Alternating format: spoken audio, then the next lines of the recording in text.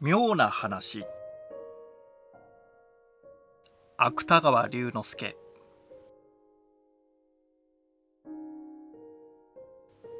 ある冬の夜、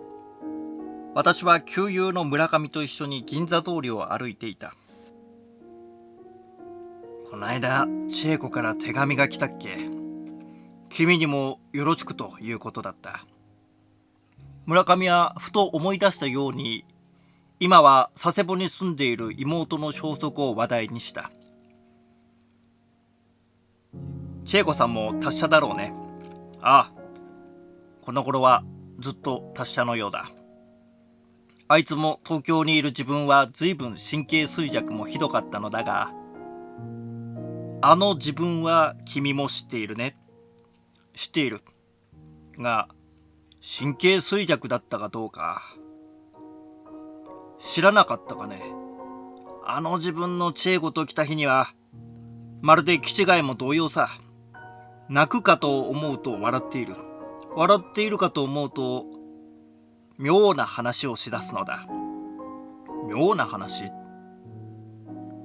村上は返事をする前に、あるカフェのガラス戸を押した。そうして往来の見えるテーブルに私と向かい合って腰を下ろした。妙な話さ。君にはまだ話さなかったかしら。これはあいつが佐世保へ行く前に僕に話して聞かせたのだが、君も知っている通り、千恵子の夫は欧州戦役中、地中海方面派遣された A の乗組将校だった。あいつはその留守の間僕のところへ来ていたのだが、いよいよ戦争も片がつくという頃から急に神経衰弱がひどくなりだしたのだ。その主な原因は、今まで1週間に一度ずつはきっと来ていた夫の手紙がぱったり来なくなったせいかもしれない。何しろ千恵子は結婚後まだ半年と経たないうちに夫と別れてしまったのだから、その手紙を楽しみにしていたことは、遠慮のない僕さえ冷やかすのは残酷な気がするくらいだった。ちょうどその自分のことだった。ある日、そうそう、あの日は紀元節だっけ。なんでも朝から雨の降り出した寒さの厳しい午後だったが、千恵子は久しぶりに鎌倉へ遊びに行ってくると言い出した。鎌倉にはある実業家の細工になったあいつの学校友達が住んでいる。そこへ遊びに行くというのだが、何もこの雨の降るのにわざわざ鎌倉組んだりまで遊びに行く必要もないと思ったから、僕はもちろん僕の妻も再三明日にした方がよくはないかと言ってみた。しかし千恵子は強情に、どうしても今日行きたいという。そうしてしまいには腹を立てながらさっさと支度して出て行ってしまった。ことによると今日は泊まってくるから、帰りは明日の朝になるかもしれない。そう言ってあいつは出て行ったのだが、しばらくするとどうしたのだか、ぐっしょり雨に濡れたまま真っ青な顔をして帰ってきた。聞けば、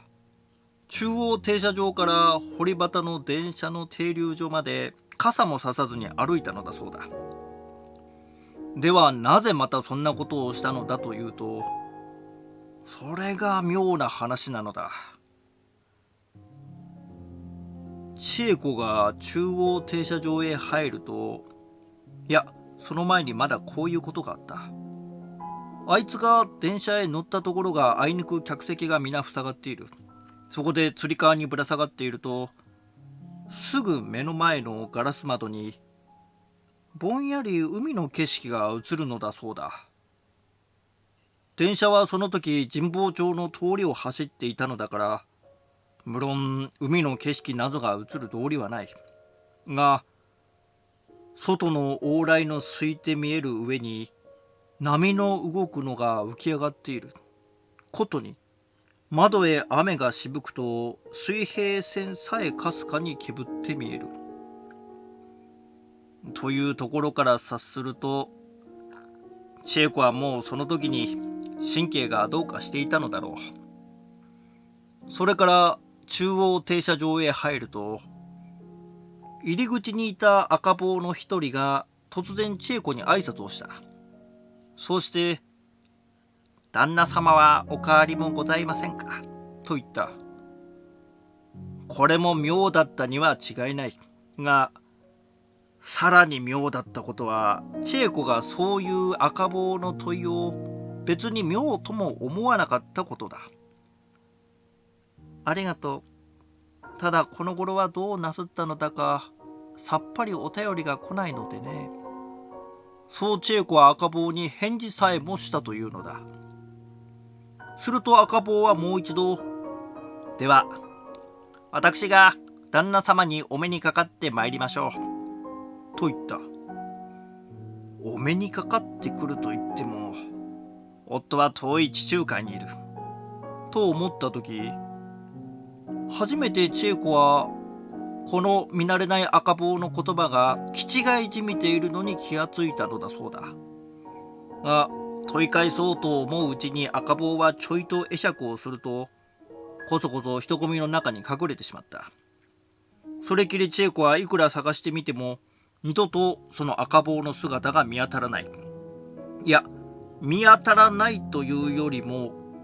今まで向かい合っていた赤帽の顔が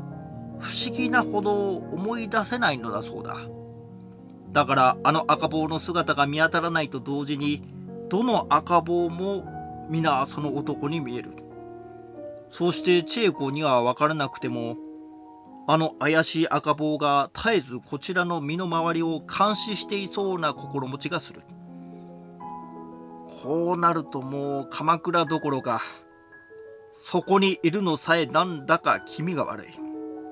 千恵子はとうとう傘もささずに、大降りの雨を浴びながら夢のように停車場を逃げ出してきた。もちろんこういう千恵子の話はあいつの神経のせいに違いないが、その時風邪をひいたのだろう。翌日からかれこれ3日ばかりはずっと高い熱が続いて、あなた堪忍してくださいだの、なぜ帰っていらっしゃらないんですだの、何か夫と話しているらしい上言ばかり言っていた。が鎌倉行きのたたりはそればかりではない。風邪がすっかり治った後でも、赤帽という言葉を聞くと、千恵子はその日中塞ぎ込んで、口さえろくに聞かなかったものだ。そういえば一度などは、どこかの改装店の看板に赤帽の絵があるのを見たものだから、あいつはまた出先まで行かないうちに帰ってきたという滑稽もあった。しかしかれこれ一月ばかりすると、あいつの赤帽を怖がるのもだいぶ下火になってきた。姉さん、なんとかいう狂歌の小説に猫のような顔をした赤帽が出るのがあったでしょ。私が妙な目にあったのはあれを読んでいたせいかもしれないわね。千恵子はその頃僕の際にそんなことも笑って言ったそうだ。ところが3月の幾日だかにはもう一度赤帽に脅かされた。それ以来夫が帰ってくるまで千恵子はどんな用があっても決して停車場へは行ったことがない。君が朝鮮へ立つ時にもあいつが見送りに来なかったのはやはり赤帽が怖かったのだそうだ。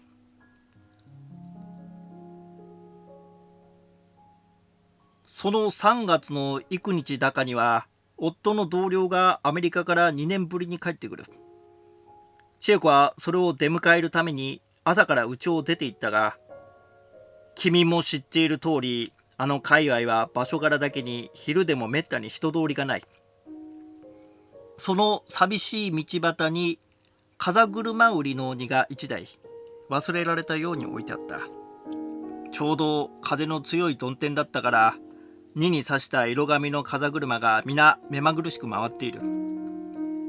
千恵子はそういう景色だけでもなぜか心細い気がしたそうだが、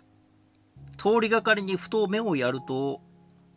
赤帽をかぶった男が一人後ろ向きにそこへしゃがんでいた。もちろんこれは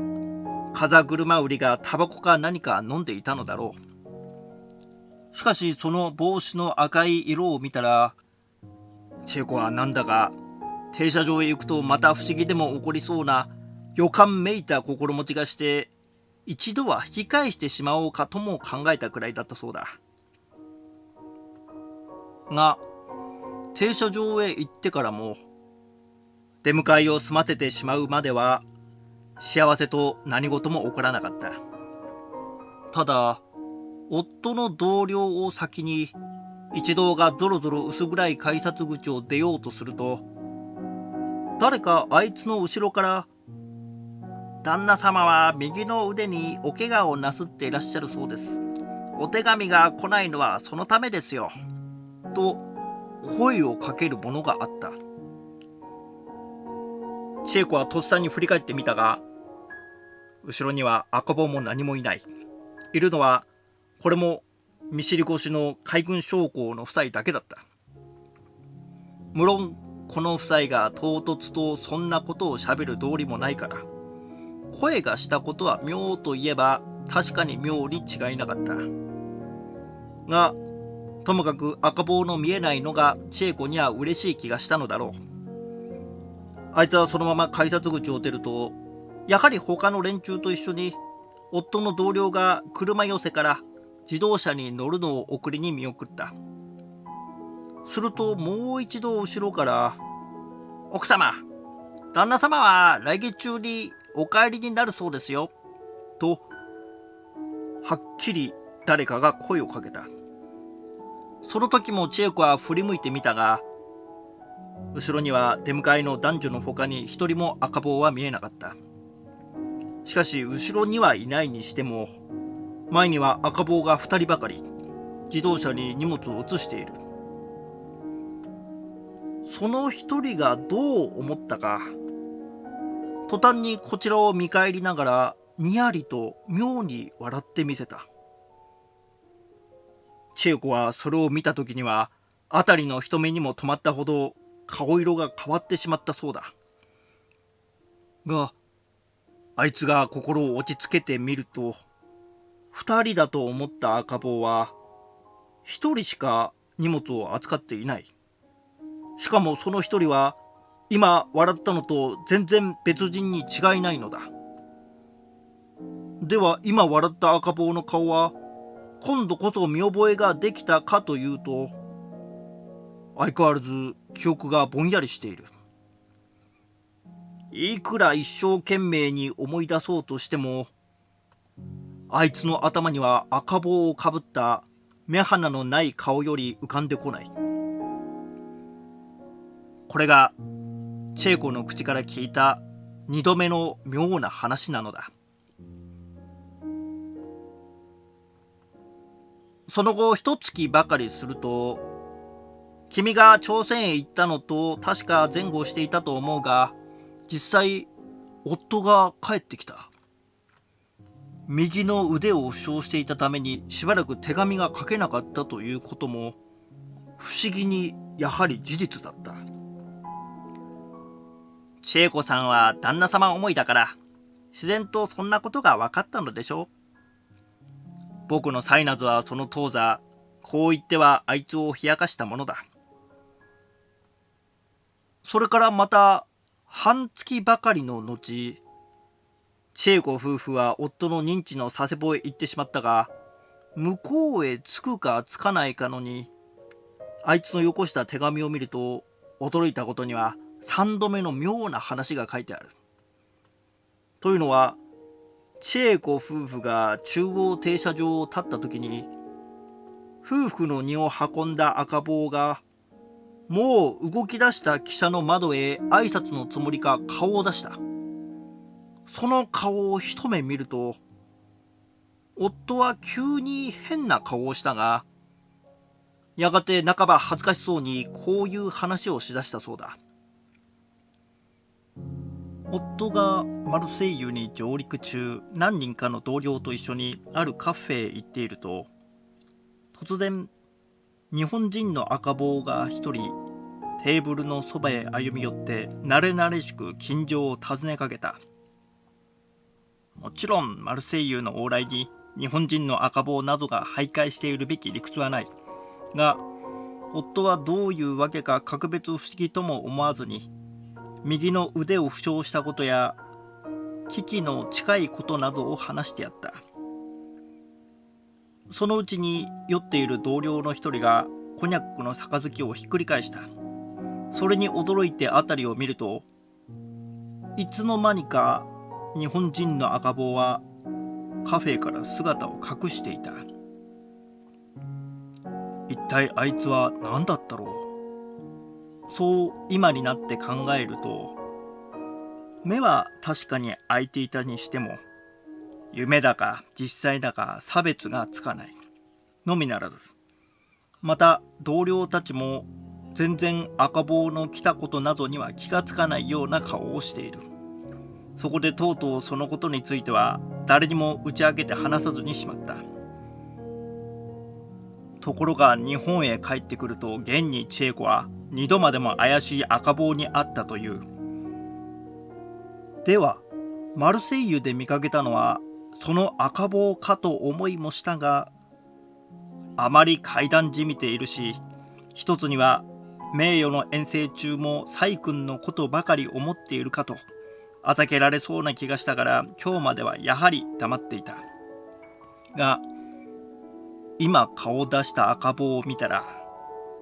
マルセイユのカフェに入ってきた男と眉毛一つ違っていない。夫はそう話し終わってからしばらくは口をつぐんでいたが、やがて不安そうに声を低くすると、しかし妙じゃないか、眉毛一つ違わないというものの、俺はどうしてもその赤坊の顔がはっきり思い出せないんだ。ただ窓越しに顔を見た瞬間、あいつだなと。村上がここまで話してきた時、新たにカフェへ入ってきた友人らしい 3,4 人が私たちのテーブルへ近づきながら口々に彼へ挨拶した。私は立ち上がった。では僕は失敬しよう。いずれ朝鮮へ帰る前にはもう一度君を訪ねるから。私はカフェの外へ出ると、思わず長い息をついた。それはちょうど3年以前、千恵子が2度までも私と中央停車場に落ち合うべき密会の約を破った上、永久に低粛な妻でありたいという簡単な手紙をよこしたわけが、今夜初めて分かったからであった。